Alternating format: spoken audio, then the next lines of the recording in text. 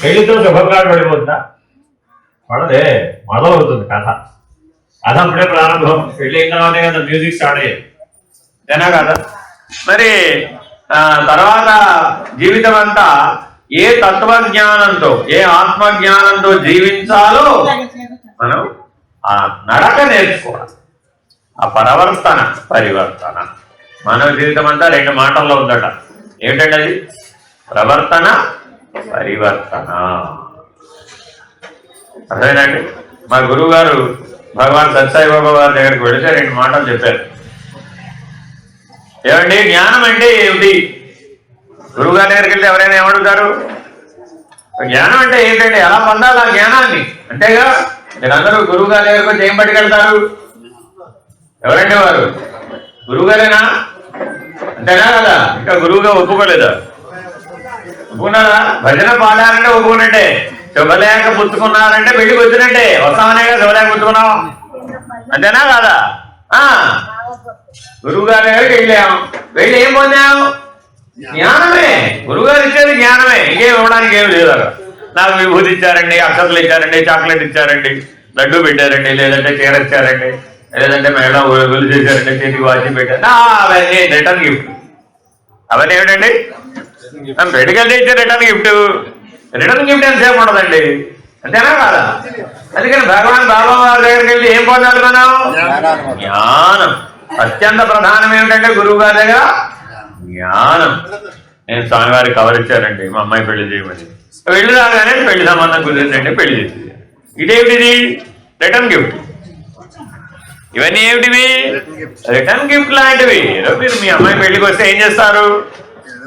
వెళ్ళేటప్పుడు జ్ఞాపిక, ఏమంటారు దాన్ని? జ్ఞాపిక. ఆ జ్ఞాపిక లాంటివి. జ్ఞానం లేని జ్ఞాపిక ఏం చేసుకుంటావు? ఆలోచించండి. దాన్ని చూస్తే ఆ మహానుభావుడు గుర్తుకు రావాలి కదా. ఆ మహానుభావుడు చెప్పినట్లు మనం జీవించాలి కదా. ప్రతి ఇంట బాబావారి ఫోటో పెడుతున్నామండి. ఈ ఫోటో ఏంటి? భగవంతుడు. ఏమిటది? అది సాక్షాత్తు నేనే. నన్ను మీరు ఫోటో అనుకున్నారంటే మీరు పొరపాటు పడ్డంటే. నా ఫోటో ముందు కూర్చొని నువ్వు పాడుతున్నావంటే నా ఫోటోనే కాదు, నువ్వు ఏ భగవంతుడి ఫోటో పెట్టుకుని చేసినా నేను ఆ ఫోటో నుంచి వింటున్నాను, చూస్తున్నాను, గమనిస్తున్నాను. వింటున్నాను, చూస్తున్నాను, గమనిస్తున్నాను. భగవంతుడు సర్వాంతర్యామి కదా. భగవంతుడు ఎవరండి? సర్వాంతర్యామి. ఫోటో అంటారు, ఫోటో కాదండి, భగవంతుడు. ఎలా చూడాలట? ఫోటో కాదండి, అది భగవంతుడు. అలా చూసామండి, అప్పుడేమైంది? భగవంతుడు స్వయంగా చూస్తున్నప్పుడు ఎలా ఉంటావు? ఎంత ఎలర్ట్గా ఉంటావండి, అంతేనా కాదు? ఒక ఎగ్జామినేషన్ హాల్లో పరీక్ష రాయడానికి వెళ్ళారండి, ఎలా ఉంటారు? ఎలర్ట్గా ఉంటారా? ఉంటారా? మీసం ఉన్నట్టు ఉంటారా? రోజు క్లాస్ రూమ్ లో కూర్చున్నారండి, అప్పుడు ఎలా ఉన్నావు? ఏదో క్యాజువల్, రోజు వెళ్ళే స్కూలేగా, అంతేనా కాదా? మరి భగవంతుడు ముందు కూర్చోవడం అంటే ఎగ్జామ్ రాయడం లాంటిది. అందుకని బాబా వారు ఏమన్నారు? మీరు ఇక్కడికి వచ్చి వెళ్ళడం కాదయ్యా, వచ్చి వెళ్ళారంటే పోయినసారి చూసినప్పుడు ఇప్పుడు చూసినప్పుడు ఏ పరివర్తన వచ్చింది అని నీ ప్రోగ్రెస్ రిపోర్ట్ చెప్పుకోవడానికి వస్తున్నాం. ఎందుకు వెళ్తున్నామండి మనం? ప్రోగ్రెస్ రిపోర్ట్ చెప్పుకోవడానికి వెళ్తున్నాం. స్వామి, పోయినసారి మిమ్మల్ని దర్శించినప్పుడు నా జీవితం ఎలా ఉంది, ఇప్పుడు మళ్ళా వచ్చాను 1 సంవత్సరం తర్వాత, ఈ సంవత్సరంలో నాలో వచ్చిన పరివర్తన ఇది, పరిణామం ఇది. ప్రవర్తన, పరివర్తన.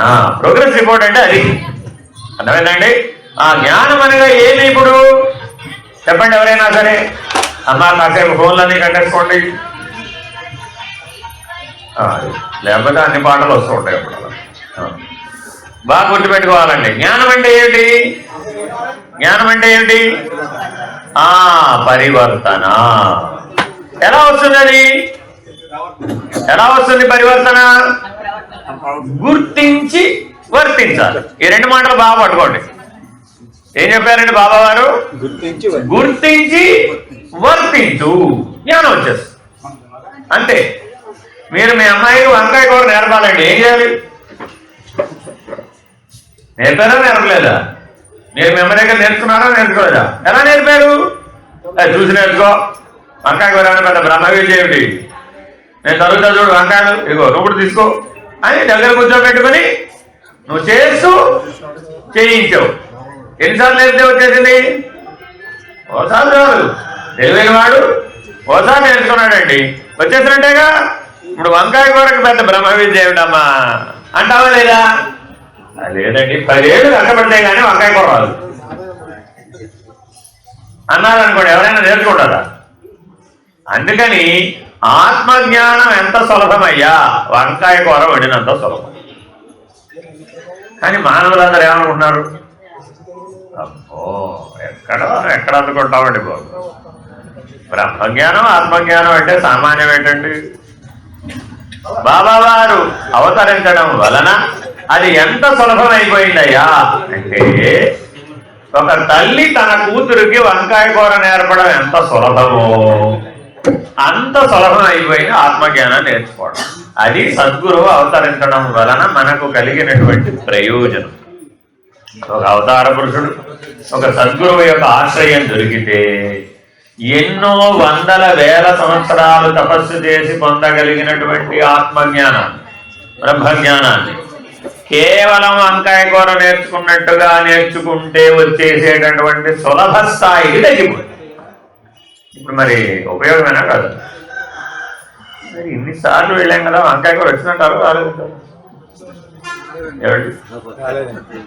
ఇన్నిసార్లు అయ్యో రామా, ఇన్నిసార్లు వెళితేవే అమ్మ దగ్గరికి, సాయిమా అనేగా పాడుతున్నారు, అమ్మ దగ్గరికి వెళ్ళామండి. మరి వంకాయ కూర నేర్చుకున్నావా? వంకాయ అంటే మీ ఉద్దేశంలో మీరు వండే వంకాయ అనుకున్నారేమో. వన్ కాయ నా వ్యాఖ్యానం కాదండి, బాబావారి ఉపన్యాసంలో ఉంది. నాయన 10 కాయలాగా ఉండకు, 1 కాయలాగా ఉండు. బ్రహ్మము, ఈశ్వరుడు, ఆత్మ, పరమాత్మ ఏ పేరు చెప్పినా దైవం ఒక్కటే, అది 1. నువ్వు 10, అంతేనా కాదా? మరి ఇప్పుడు నువ్వేం నేర్చుకోవడానికి వెళ్ళావు? 1 కాయము, అది కాయ కాదయ్యా, కాయము. ఏమిటి నువ్వేం తెచ్చుకున్నావు? ఇది కాయము, ఇది కాయము. ఈ కాయముని ఎందుకు తెచ్చుకున్నావు? ఆ వన్నెస్, ఆ ఏకత్వం, అనేకత్వం కోసం తెచ్చుకోవాలి. 10 అంటే అనేకం, 1 అంటే ఏకత్వం. ఆ ఏకత్వమే ఆత్మజ్ఞానం, అనేకత్వమే అజ్ఞానం. అర్థమైందా? ఇలా సులభంగా ఎంత చిన్న చిన్న మాటలలో తేలికగా మన భాషలో, నీకు అర్థమయ్యే భాషలో, ఎంత చిన్న పిల్లవాడికైనా అర్థమైపోతుంది. ఆత్మజ్ఞానం అంటే ఏమిటయ్యా? 1 కాయ ఆత్మజ్ఞానం, 10 కాయ అజ్ఞానం. ఫినిష్. జీవుడు అనగా ఎవరయ్యా? ఎప్పుడు టెంకాయ కొట్టు తిరుగుతాడు.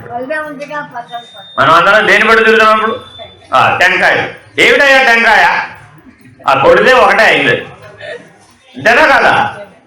అయిపోయే దాని పని. ఒకసారి కొట్టాము, పక్కన కొట్టామండి, ఏంటి మళ్ళీ అదుగు చూద్దాం కుదరదా? అందుకని ఒక్కటిగా ఉన్నదాన్ని 2 చేసేవరా బాబు. టెంకాయ ద్వారా బోధించారండి. ఎలాగంటే, ఆయన కొబ్బరికాయ నువ్వు తెచ్చినప్పుడు ఎలా ఉంది? ఒకటిగానే ఉంది. ఏం చేసావు? 2 చేసి ఏం చేసావు? కొబ్బరి పచ్చడి చేసి. అప్పుడు ఏమైపోయింది? ఎన్ని ముక్కలు అయిపోయింది? అనేకత్వం. కొబ్బరి పచ్చడి, కొబ్బరి కూర, పెరుగు పచ్చడి, నీ ఇష్టం దాంట్లో వాడేసు, అంతేనా కదా? ఇప్పుడు 1 కాస్త ఏమైపోయింది? 10. అలా అనేకత్వాన్ని ఆనందిస్తున్నావు. ఏమయ్యా, నువ్వు ఆ కొబ్బరి పచ్చడిని, ఆ కొబ్బరి కూరని, కూరల్లో వేసిన కొబ్బరిని, తినే కొబ్బరిని, ఎండు కొబ్బరిని ఎన్ని రకాలుగా వాడేస్తున్నావు? స్వీట్లలో కొబ్బరి అన్నింటిలో వాడుతున్నావా లేదా? దాన్ని ఆనందం అనుకుంటున్నావు కదా, అది జీవుడు. అర్థమైందండి? ఇప్పుడు జీవుడు అంటే ఎవరు? అనేకత్వాన్ని ఆనందించేవాడు జీవుడు. అనేకత్వాన్ని ఆనందించేవాడు ఎవడు? వాడే జీవుడు. ఏకత్వాన్ని గుర్తించేవాడెవడు? వాడే దేవుడు. ఎప్పుడు దేవుడు ఎలా చూశాడట? మనల్ని ఒకటిగానే చూశాడట. మీ అందరిలో నేను ఉన్నాను అన్నాడట దేవుడు. మనం మాత్రమే ఉన్నాం. నువ్వు వైకుంఠంలోనే ఉన్నావు అంతే, నువ్వు కైలాసంలో ఉన్నావు. నేను అంతటా ఉన్నాను రా బాబు అని దేవుడు చెప్తూ ఉంటే జీవుడు మాత్రం ఏమన్నాడ, నేను మా ఇంటికి ఎలా పరిమితమో నువ్వు కూడా మీ ఇంటికి పరిమితం. వాళ్ళు వెళ్ళి అక్కడ ఏదో ఓ దేవుడు వైకుంఠంలో, ఓ దేవుడు కైలాసంలో, ఏదో ఓ దేవుడు సూర్యమండలంలో, ఏదో ఓ దేవుడు ఇంకో తోట ఎక్కడో, అంతేనా కాదా? వారు వారి వారి ఇంటికి వారి వారి లోకాలకు పరిమితమై ఉన్నాడు అనే భ్రాంతి చెందామట. అప్పుడు ఆయన 1 కాయ ఎలా అవుతాడు, 10 కాయ అవుతాడు కానీ, అవునా కాదా? అక్కడికి మాత్రమే ఉంటే దేవుడు ఎలా అవుతాడండి? దేవుడు అంటే మొదటి లక్షణం ఏంటి? సర్వాంతర్యామి. ఆయన తెలుసుకుంటే మనకి ఏమిటి ప్రయోజనం? ఆ భగవంతుని తెలుసుకుంటే ఏమిటి మనకు ప్రయోజనం? బ్రహ్మానంద రూప పాడాలి. మీ భజనలకు పరీక్ష. మీకు ఎంత భజనలు వచ్చు, భజనల మీద మీకు ఎంత పరిజ్ఞానం ఉందా ఇవాళ మీకు అదే అనుకోండి.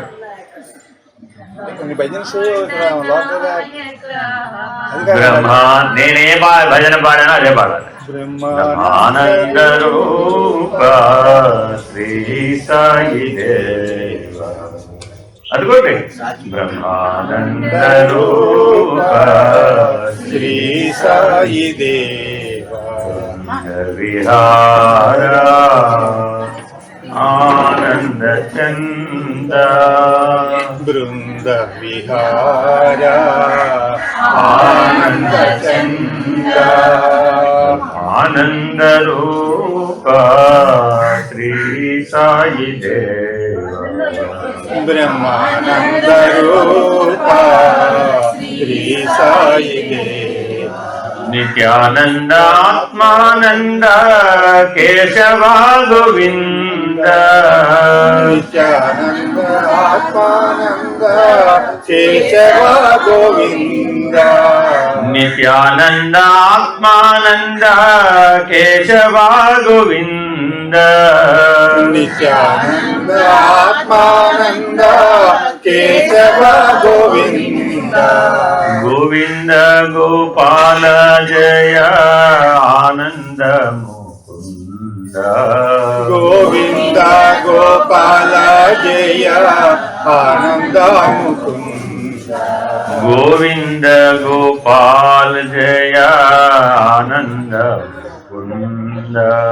గోవింద గోపాల జయ ఆనంద ముకుంద. ఆనంద రూప శ్రీ సాయి దేవ. ఆనంద రూప శ్రీ సాయి దేవ.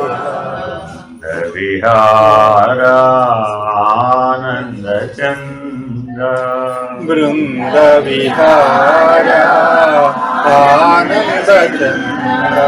నిత్యానంద ఆత్మానంద కేశవ గోవింద. నిత్యానంద ఆత్మానంద కేశవ గోవింద. గోవింద గోపాల జయ ఆనంద ముకుంద. గోవింద గోపాల జయ ఆనంద ముకుంద. ఆనంద రూప శ్రీ సాయి దేవ. ఆనంద రూప శ్రీ సాయి దేవ. ఎలా ఉంది భజన? ఇలా ఉండాలి. మనోవేగం పెరిగిపోయేటట్లుగా ఉండకూడదు. భజన ఎప్పుడు ఎలా ఉండాలి? ఏంటి దాని వెనుకున్న రహస్యం మీకు ఎవరికైనా? భజన పాడితే బ్రహ్మానందం కలగాలి. భజన పాడితే ఎటువంటిది కలగాలండి? బ్రహ్మానందం కలగాలట. ఆ ఆనందానికి అవధి, హయ్యెస్ట్ ఆనందం ఏమిటయ్యా? బ్రహ్మానందం. మీరు చూసుకోండి, కావాల్సి వస్తే ఏదైనా పెద్దదని చెప్పాలండి ఏం చెప్తావు? ఓ బ్రహ్మాండం అంతా ఎలా ఉందండి? బ్రహ్మాండంగా ఉందండి అలా అంటారా లేదండి? మీకు తెలియదండి. అవునా? బ్రహ్మాండం అంటే ఏమిటో మీకు తెలిసేమిటి? తెలియదు. కానీ చెప్పడం మాత్రం ఎలా చెప్పావు? బ్రహ్మాండంగా ఉందండి. పెళ్ళి ఎలా చేశారు? ఊహ. పెళ్ళి ఎలా చేశారండి? బ్రహ్మాండంగా చేసేవాడు. అమ్మాయి పెళ్ళి ఎలా చేసి బ్రహ్మాండంగా చేశాడు. ఏం లభించింది? బ్రహ్మాండంగా లభించింది. కాబట్టి భజన పాడితే ఏం లభించాలి? ఆ భజనలో చెప్పారండి. ఇప్పుడు నేను పాడేవన్నీ కూడా బాబా వారు స్వయంగా పాడినవంటివి. బాగా గుర్తుపెట్టుకోండి. భజనావళిలో ఎన్నో పాటలు ఉంటాయండి, కానీ వాటిలో భగవంతుడు స్వయంగా పాడినటువంటివి మీరు గుర్తించి వర్తించడానికి ఉపయోగపడేటటువంటి ఆత్మజ్ఞానానికి సంబంధించిన భజనలు. ఆయన ఏవి పడితే అవి పాడలేదు. ఎవరినో కీర్తించడానికి అసలే పాడలేదు. ఆయనకి ఎవరో కీర్తించడానికి రెండో వాడు ఎక్కడ ఉన్నాడు? ఆయనకి అంతటా ఆయన. అర్థమైందండి? కాబట్టి వారు పాడినటువంటి బాబా సింగ్స్ మీరు ఎవరైనా యూట్యూబ్లో భజనలు వినాలి, నేర్చుకోవాలనుకుంటే ఏం కొట్టాలి? బాబా సింగ్స్ కొట్టాలి. కానీ వింతైన విషయం ఏమిటంటే చాలా భజనలు అందుబాటులో లేవు. కొత్త కొత్త వాళ్ళు రాసినవి, తర్వాత వాళ్ళు రాసినవి, ఎవరెవరో రాసినవన్నీ అందుబాటులో. ఇప్పుడు మరీ అన్యాయం అనుకోండి. ఇప్పుడు మరీ వేరు భజనలు వచ్చాయి. అంటే పాటలే భజనలు. కాబట్టి ఇప్పుడు నేను ఈ పాట పాడిన ఈ భజన ఉందే, ఇది 1980లో భజన అండి. 1980 అంటే ఎన్నేళ్ళు అయిపోయిందండి? 45 ఏళ్ళు అయిపోయిందండి. అంటే మేము 1990లో బాబా గారి దగ్గరికి వెళ్ళాం. అప్పుడు మా అమ్మగారి భజన పాడు. అంటే మా అమ్మగారంటే నాకంటే ఓ 25 ఏళ్ళ ముందు కదా, అంతేనా కాదు? అంటే అప్పుడు దాన్ని బట్టి లెక్కేసుకోండి. అంటే పాతకాలం భజనలు ఎలా ఉండేవయ్యా అంటే ఇలా ఉండేవి. ఇలాగే పాడేది ఆవిడ. ఇంతే. ఏమిట్రా హడావిడి? ఆ భజన పాట ఏమిటా పరిగెట్టడం? ఎలా ఉండాలి? బ్రహ్మానందం. విభజన లేకుండా చేసేది ఏదో అది భజన. భజన అంటే అసలు అర్థం ఏమిట్రా? జీవుడికి దేవుడికి మధ్య విభజన ఉందనుకుంటున్నావు కదా, ఆ విభజన అనేది హద్దు చెరిపేస్తుంది. జీవుడు వేరే దేవుడు వేరే అనే విభజన నీలో ఉందే, ఆ హద్దుని చెరిపేయడానికి చేసే ప్రయత్నం ఏమిటయ్యా? అర్థమేనండి?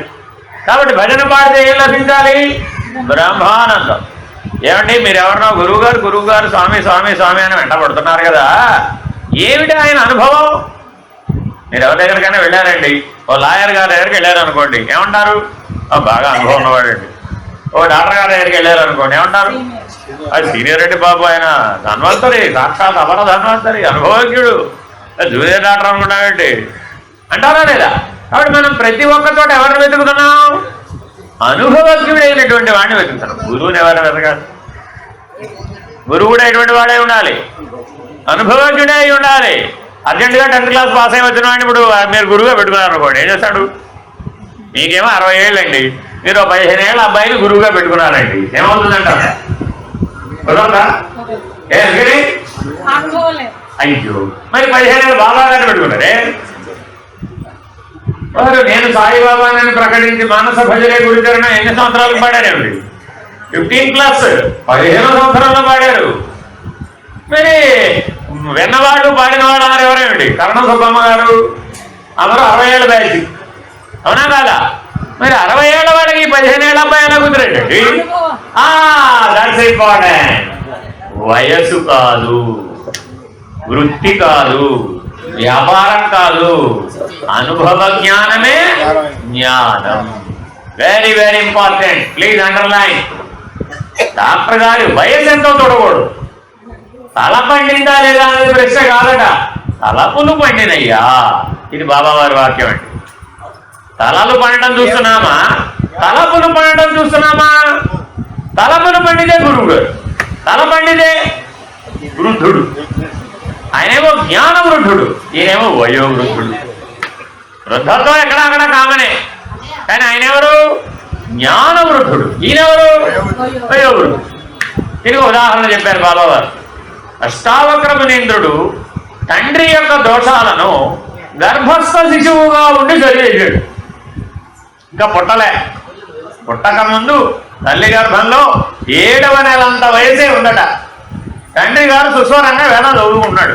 చదువుకుంటూ ఉంటే ఆగు, స్వర దోషం వచ్చింది అన్నాడట. ఇంకా పుట్టక ముందు ఏం దోషం వచ్చిందో చెప్పు అన్నాడు ఆయన. అంతకంటే ఇంకా ఎందుకని? ఆయనప్పటికీ మరి ఎన్నో సంవత్సరాలుగా వేద పాఠం నేర్చుకున్నటువంటి ఆయన గర్భస్థ శిశువు చెప్తే వినేస్తాడేమిటి? అప్పుడు లోపల ఉన్న శిశువు సుస్వరంగా ఆ వేదాన్ని పాడే. సమగానం అంటే ఏం చేయాలి? పాడలేదు మరి. అక్కడ స్వరదోషం వచ్చిందని ఆ లోపల ఉన్నటువంటి ఆ శిశువు పుట్టక ముందు ఆ వేద పాఠాన్ని పాడి వినిపించాడు. వినిపిస్తే ఆయన సరి చేసుకున్నట్టు. అక్కడ దాకా కథ బాగానే ఉంది. వెంటనే ఆయనకి ఆహం పొడుచుకు వచ్చింది. నేను తండ్రిని, నువ్వు కుమారుడివి, నువ్వు నా దగ్గర ఎలా ఉండాలి?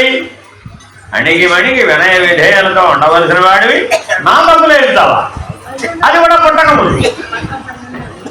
ఇంకా పుట్టలేదు నువ్వు, పుట్టక ముందే నన్ను తప్పులు ఇస్తున్నావు నువ్వు అన్నాడు. ఆ పిల్లవాడు ఏం మాట్లాడాల? ఎందుకంటే ఇంకా పుట్టలేదుగా. ఇట్లాంటి వాడికి సమాధానం చెప్పడం కుదరదు పుట్టక ముందు. కానీ ఆయన ఆగ్రహం అక్కడితో ఆగిందా?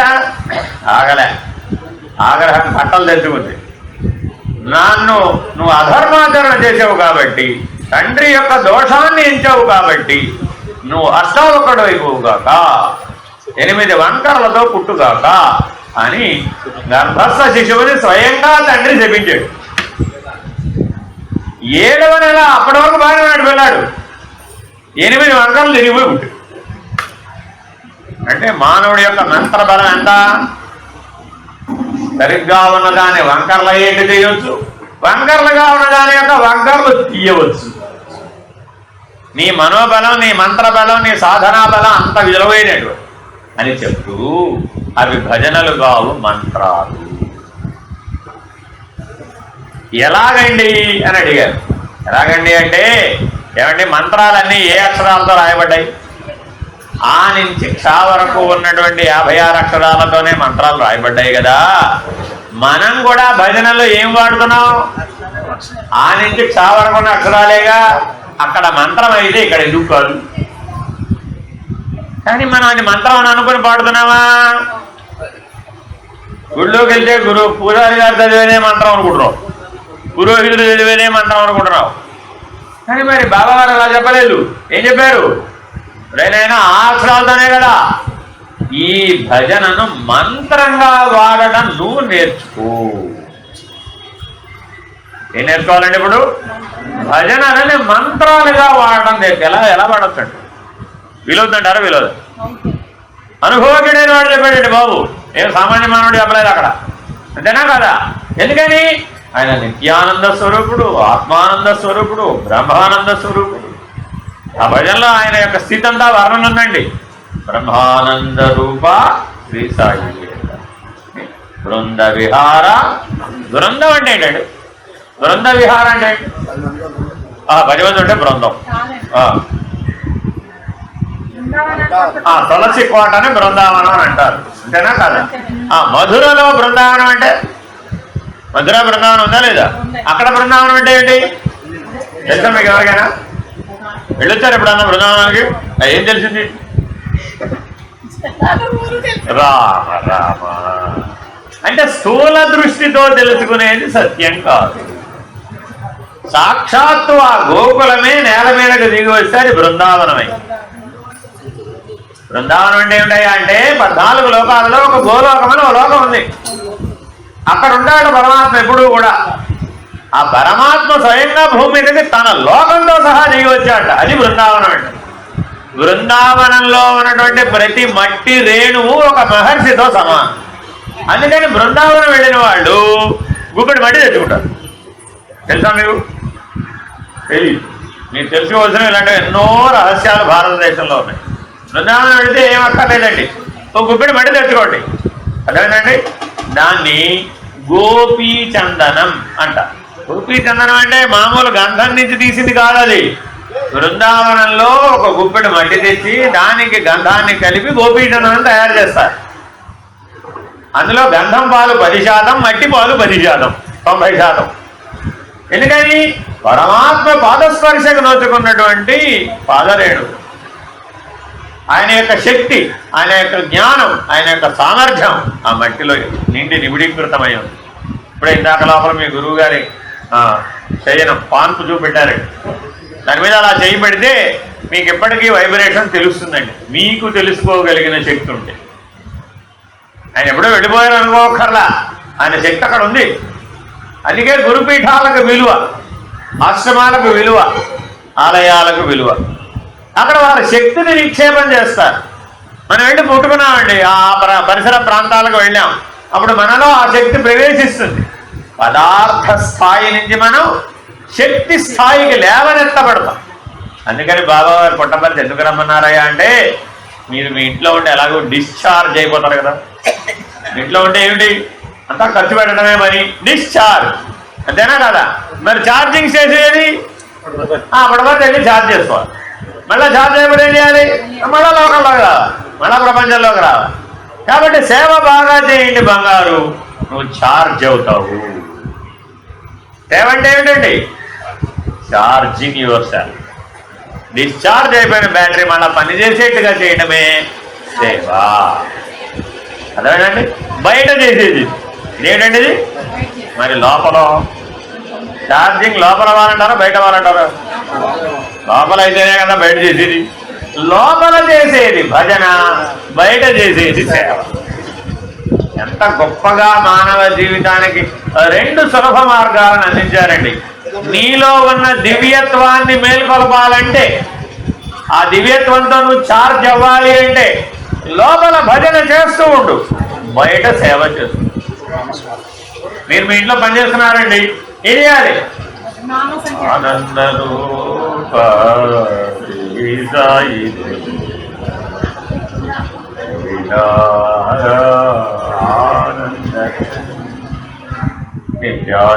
నిత్యానందాత్మానంద కేశవ గోవింద గోవింద గోపాల ఆనంద గోవింద గోపాల ఆనంద నిత్యానందాత్మానంద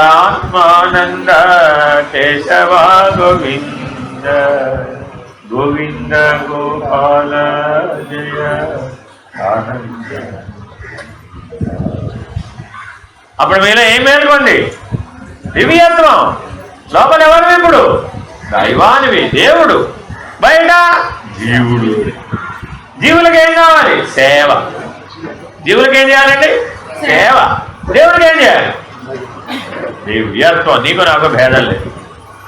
దేవుడి దగ్గర సేవ అంటే ఏమిటయ్యా అంటే, నీకు నాకు భేదం లేదు అనటమే అక్కడ సేవ. ఇక్కడ సేవ వేరే, అక్కడ సేవ వేరే. అర్థమైందండి?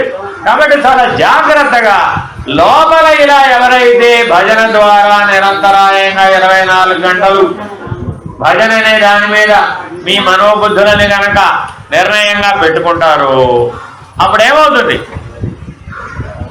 మంత్రం అవుతుంది. భజన ఏమవుతుందండి? మననం చేస్తే మంత్రం అవుతుంది. మంత్రం అంటే అసలు అర్థం ఏంటండి?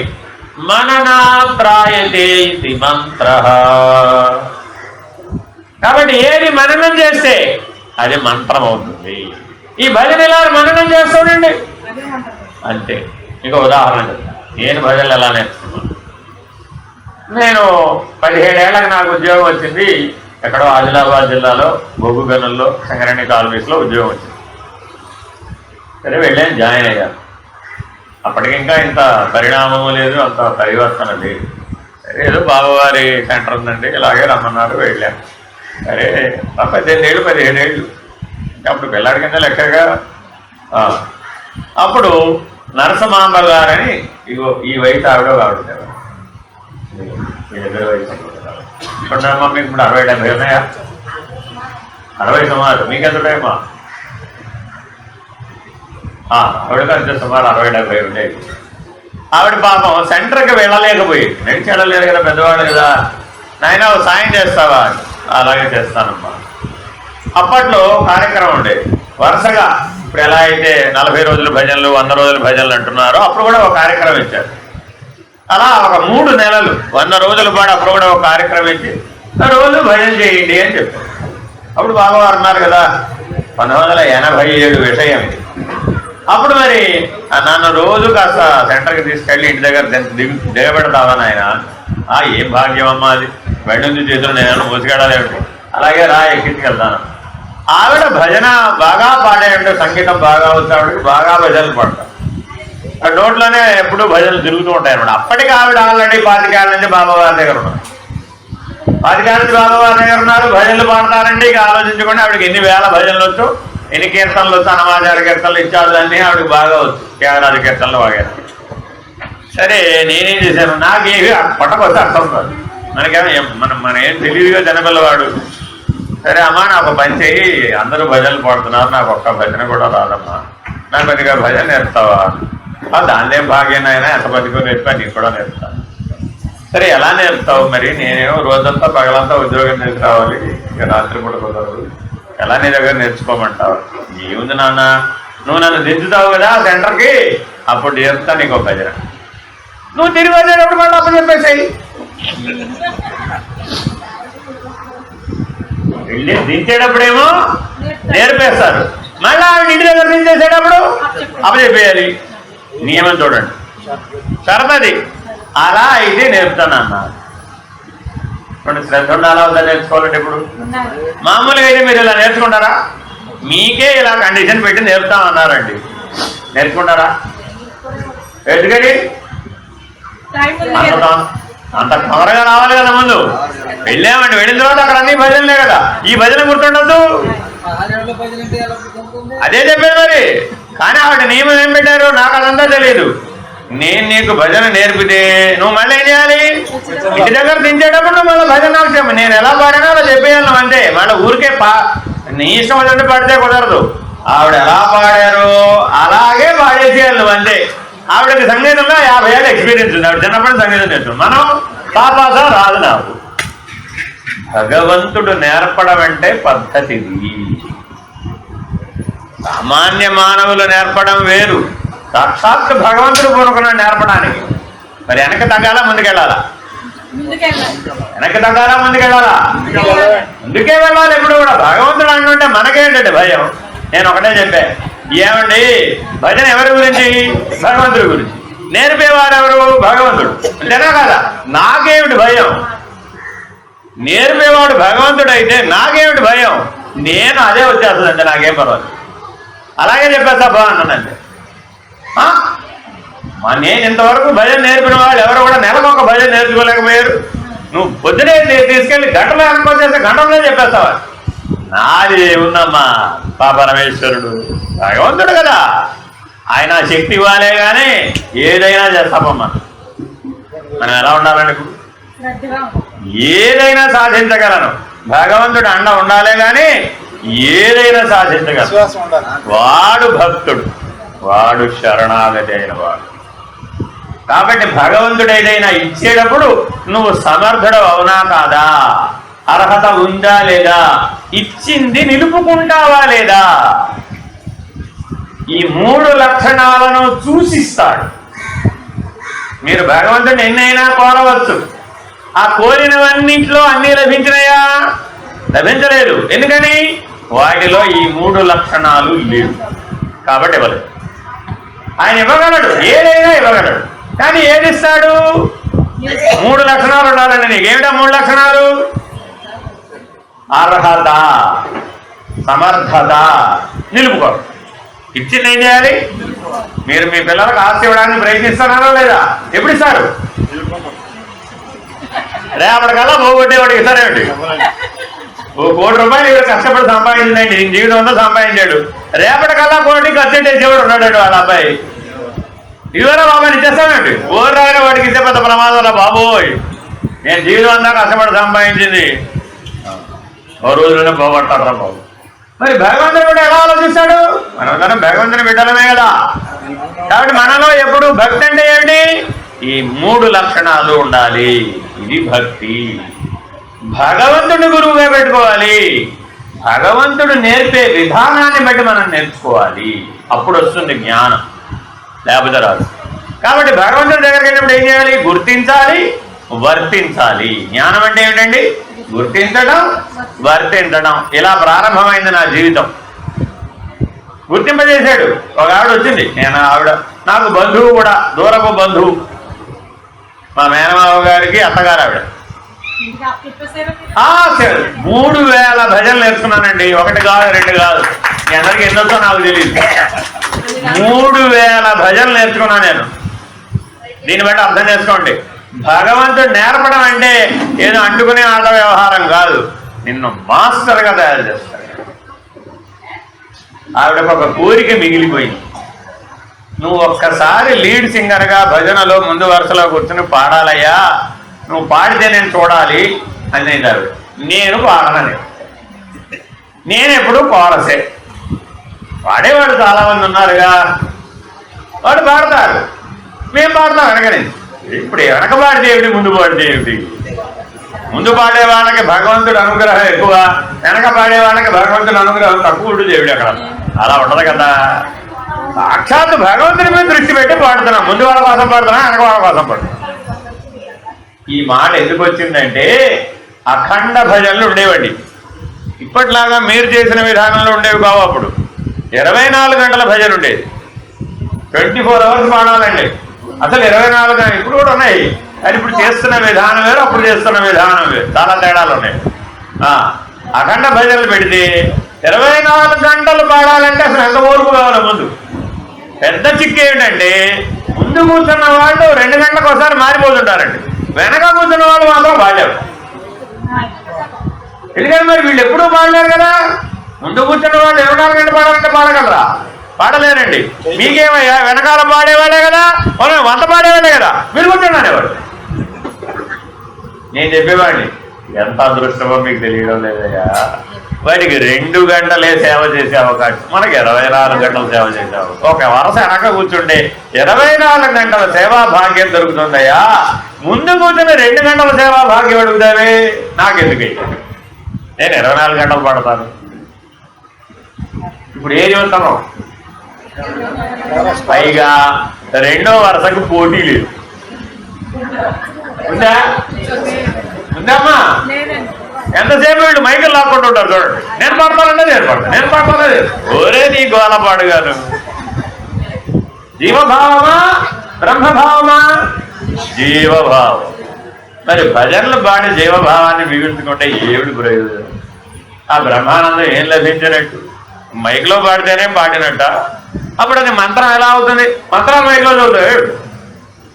మా చిన్నప్పుడు అండి, ఇప్పుడు మీరు గుళ్ళల్లో మైకులు పెట్టి బయటికి మంత్రాలు కనపడుతున్నాయి, అలా లేదండి, అర్థమైందండి? అంటే శ్రద్ధ ఉన్నవాడికే మంత్రం. మీరు మైక్లో పెట్టి చెప్తే ఎవరు వింటున్నట్టు, ఎవరికి చెప్తున్నట్టు? కాబట్టి గురు శిష్య పారంపర్యం లేకుండా మంత్రం అవ్వదు. అందుకని భగవాన్ బాబా వారే స్వయంగా ఎందుకు భజన పాడారయ్యా, అది మంత్రం అని చెప్పడానికి. ఇది మర్చిపోకూడదు. భజన పాడేవాళ్ళు మీరు భజన పాడడం లేదు, అది మంత్ర జపం. ఈ ఒక్క భజన నేను దాదాపు కొన్ని లక్షల సార్లు నాలో నేను పాడుకుని ఉంటాను. బ్రహ్మానంద స్థితి లభించేంత వరకు పాడే, అప్పుడు అది మంత్రం అయి గుర్తు. అందుకని ఇంత బాగా గుర్తు. ఇప్పుడు నన్ను వరుసగా 3000 భజనలు పాడమంటే నేను ఎలాగూ పాడలేను, అన్నీ ఎందుకు గుర్తెట్టుకుంటావు? అంతేనా కాదా? మనకి ఏది అవసరమో, ఏది మనకి పరిణామం తెచ్చిందో అలాంటివి గుర్తుపెట్టు, అంతేనా కాదా?